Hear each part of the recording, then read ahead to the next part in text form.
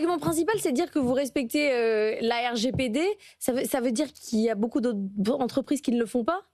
Absolument. On a vu pendant les Jeux Olympiques des systèmes qui envoyaient des flux vidéo et qui les traitaient sur serveur. Ouais. Il y a eu une petite entorse à la réglementation pendant un certain temps.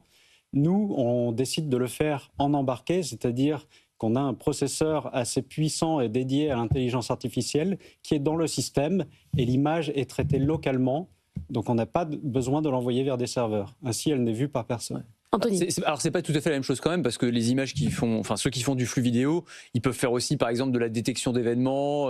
Par exemple, s'il y a un truc un peu anormal qui est en train de se passer, ils peuvent envoyer l'information. Ce que vous ne pouvez pas faire. Non, on fait à peu près la même chose. On est utilisé sur des événements sportifs, par exemple, où on a un déclenchement sur seuil. Si on voit un attroupement... Mais vous ne pouvez pas détecter un bagage abandonné ou alors, ce genre de choses. pas encore, mais on pourrait à terme. Ce qui est permis depuis quelques années, c'est que sur ces puces d'intelligence artificielle, on puisse faire tourner des algorithmes qui permettent de détecter tout type d'objets. Alors aujourd'hui, on est une jeune start-up, donc on se concentre sur certaines applications, mais à terme, on pourrait très bien adresser celle-ci. Alors là, derrière vous, on voit des images d'une gare. Justement, il faut un capteur, ça capte, entre guillemets, combien de flux? Il en faut combien, par exemple, dans une gare? Alors, on va monitorer 50 à 100 mètres de hall. On va savoir compter jusqu'à 1000 personnes avec un seul système. Voilà un petit peu ce qui nous a été retourné. Vous détectez quoi en fait? Vous détectez la personne qui se déplace? Qu'est-ce que capte le capteur? Donc on a plusieurs applications. Il y en a une où en effet on détecte le corps de la personne et là on va pouvoir traquer les entrées-sorties de manière anonyme.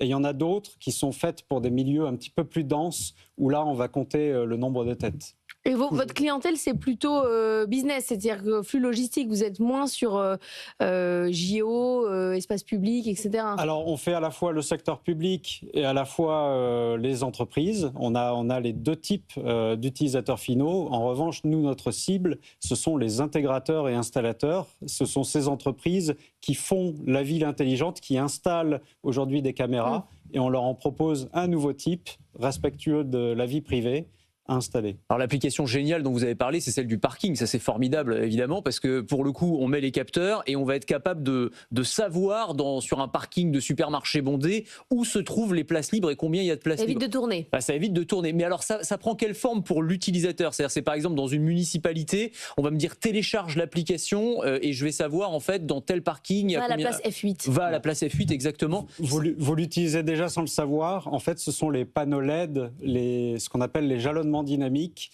qui vous indiquent combien de places sont disponibles soit sur le parking ou soit dans la rangée. Et donc cette information, elle est relayée sur ces panneaux. Non, ce n'est pas pratique de devoir regarder son téléphone alors qu'on conduit. On vient s'intégrer dans un écosystème qui existait déjà. Et ici, on remplace un type de capteur que vous voyez depuis une dizaine d'années. Ce sont les capteurs magnétiques au sol. Ouais. Elles clignotent, quoi, enfin les vertes. Exactement. Nous, on place nos capteurs sur des mâts d'éclairage entre 4 et 10 mètres de haut. Et puis, on va superviser une vingtaine de places avec un seul système.